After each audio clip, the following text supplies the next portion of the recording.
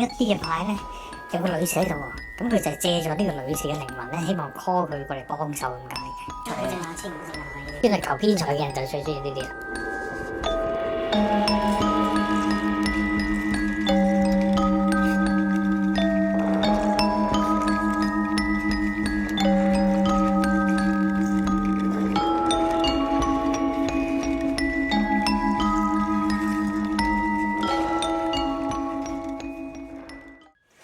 Hello， 大家好，我係 Vincent。今日咧就比較特別啦，因為咧嚟到泰國咧其中一個降頭師嘅鋪頭啦。咁佢入邊咧就好多唔同嘅物品。因為我同我香港咧一位師傅過嚟，咁其實就泰國咧即係今時今日咧都依然有好多唔同嘅降頭或者係一啲嘅商品，其實都可以去發售嘅。因為阿師傅就冇方便上鏡啦。同大家去睇一睇，咁究竟而家有啲乜嘢嘅商品都可以去買到，或者究竟降頭啲係啲乜嘢嚟嘅？好啦，咁我而家就可以講到少少嘢啦，係啦。其實咧都想問下師傅啦，即係降頭咧，其實究竟係啲乜嘢嚟嘅咧？其實降頭嚟講咧，就係用人哋嘅一個意念力，或者運用一個鬼魂嘅意念力咧，去左右到人哋嘅一個思想。譬如話一個女士，佢個老公喺出邊係有第二啲情人喺度，咁點樣可以令呢個老公回心轉意咧？就係靠呢個降頭可以令到佢嗰個嘅精神狀態可唔可以扯翻嚟咁解啦。實際上佢係啲乜嘢嘅法術，或者係屬於咩教？其實以前咧佛教裏邊有一本經嘅，佢係唯一一本經書講關於降頭嘅。現世代所有嘅降頭都係嚟自一本書。咁嗰本書咧就其中一 part 咧就用一個梵文去寫低嘅。咁佢點解會無端端講呢樣嘢咧？其實因為嗰本書佢講人嘅意志、人嘅精神力量係點樣可以引導出嚟。咁所以入邊有好多嘅符咒啊，或者有啲嘅經文咧，係俾後世嘅師傅咧去運用咗嘅。咁呢度我見到其實真係好多唔同嘅商品啦。呢度有啲一啱類似。有啲係屍油啦，有啲係人緣油啦。係啦。咁如果係屍油或者係屍油好簡單，就係一個死咗嘅人啦。佢嗰個屍體經過焚化之後咧，有啲油滴咗出嚟。咁有啲人就會收集呢一啲油，再經過提煉，再經過一啲法事嘅開光咧，就希望呢個死者咧佢嘅靈魂可以過嚟幫手啦。係人緣油嗰啲又係人緣油，有時就冇屍油嘅成分嘅，即係唔會有死屍喺入邊嘅，佢係將植物攞去提煉。呢啲又係骰仔啊？骰仔就係貨賭運嘅。即係專係求偏財嘅人就最中意呢啲啦。咁通常如果係喺呢啲降頭師嘅鋪頭裏邊，如果係一般人，即係未必係會係自己嘅師傅啦。咁但係即係普通人係啦，咁佢哋會通常會係買啲咩比較多啲？我通常都係買增強人緣嘅多啲嘅，即係譬如話女士如果想人見人愛啊，或者係想個桃花旺啲咧，咁咪買多啲即係招桃花嘅嘢咯。咁如果男士嚟到，通常都係求財嘅，即係男士係比較中意求橫財啊嗰啲噶嘛。咁所以如果係有一個聖物可以令到佢橫財嘅橫財運勢可以明顯再向上嘅，就會追求嗰一科嘅飾物咯。咁即係降頭就唔係一定係攞嚟去攞命啊嗰啲唔會嘅。原來係咁樣。不如睇下呢度仲有啲乜嘢嘅商品啦。大家見唔見到有啲牌啊？某一啲嘅牌咧，有個女士喺度喎，咁佢就係借咗呢個女士嘅靈魂咧，希望 call 佢過嚟幫手咁解嘅。咁至於嗰個靈魂係咪真係呢個牌嘅相咧？其實並不一定嘅，有時唔係嗰個靈魂嚟嘅。咁但係佢又要有張相喺度咯，咁佢就會咁樣擺。但係多數嘅意思係70%以上咧，嗰張相都係個人嚟嘅。但係佢一個牌點可以 call 到，即係咁多人 call？我知你講咩，即係分真啊，定係點樣啊嘛？即係會分裂咗啊嘛？唔係，即係等於咧，我寫阿 Vincent 個名喺幾本家課冊上邊，咁我寫夠100本，咁嗰100本嘅家課冊咧，都係等於 Vincent 做過啲咩嘅。咁所以等於嗰度有100個牌，都係呢個人嘅喎。咁只要係佢嘅嘢咧，佢就會過嚟領收啦。咁呢啲公仔又係點樣咧？呢啲公仔純粹係飾物嚟嘅啫，唔關事嘅。但係嗰邊有一啲公仔，我覺得好特別。即係呢邊呢啲即係呢啲睇戲嗰啲，通常係最嗱，呢啲就有啲叫顧問麗啦，咁有啲係顧問燙啦，咁啊燙其實係金積嘅意思啦，咁啊將個靈魂記咗喺入邊，即係話開光嘅時候念咗一段經文，邊個小朋友想過嚟幫手啊，咁嗰啲就會入咗去呢個經文嗰度，入咗去呢一個嘅顧問燙嗰度，咁拎翻屋企咧，佢就會幫你招財或者守護屋企噶啦。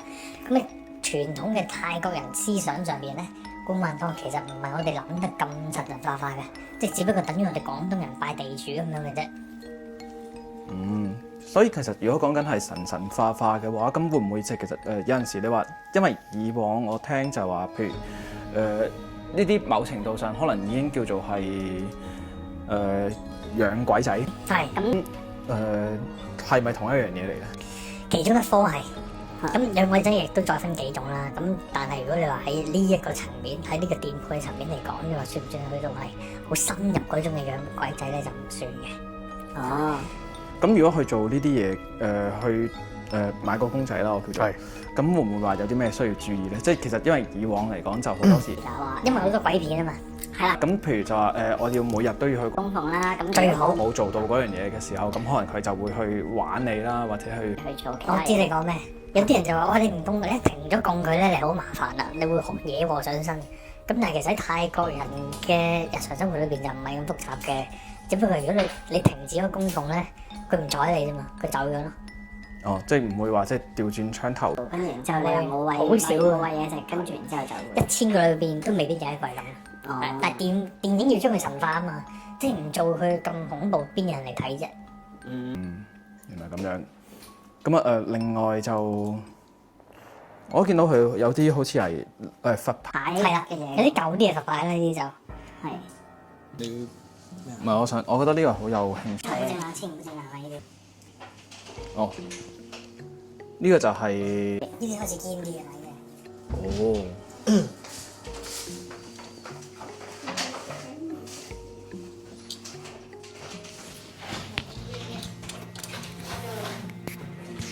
咁所以呢個油亦都係屬於有機會係真嘅屍油。嗱，真假屍油咧，其實係兩個講法嚟嘅。有啲人就話，因為好多屍油啊，你有啲係豬油嚟㗎，有啲人會咁講。咁但係如果你將呢個講法同個師傅講低咧，佢就話唔係。其實人可以提煉出嚟嘅油咧，可以好多，而且佢哋有方法，根本去揾屍油都唔會話好辛苦好艱難。咁你如果影到呢一拳嘅聖物咧，或者呢一個咧，佢就係講一個好中意賭錢嘅靈魂寄上去。如果你攞住呢一個入去賭場啊，或者求偏財嘅地方咧，你就好容易贏錢啦。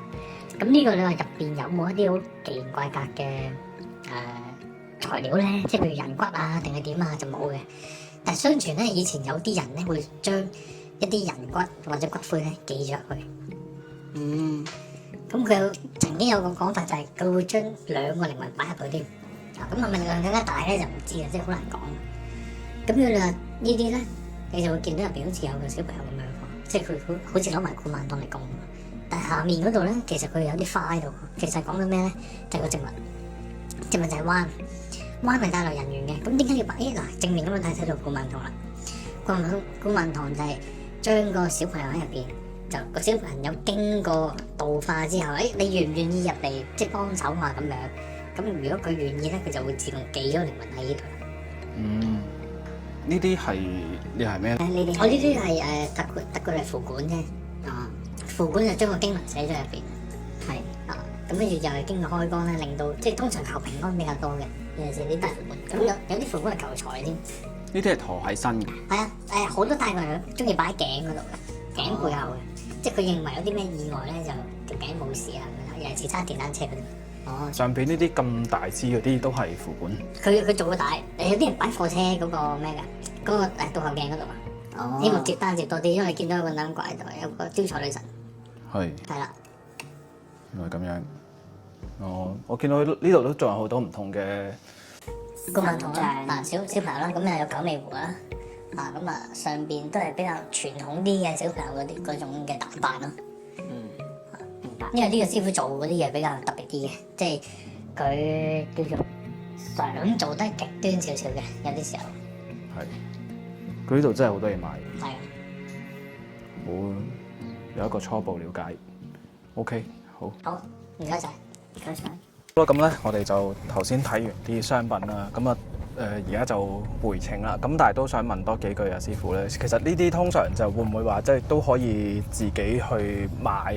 咁或者會唔會有即係如果真係要自己去買嘅話，咁會唔會有啲咩特別要注意咧？其實泰國咧就好多呢類型嘅商店嘅，咁但係當然亦都有分真正價格啦。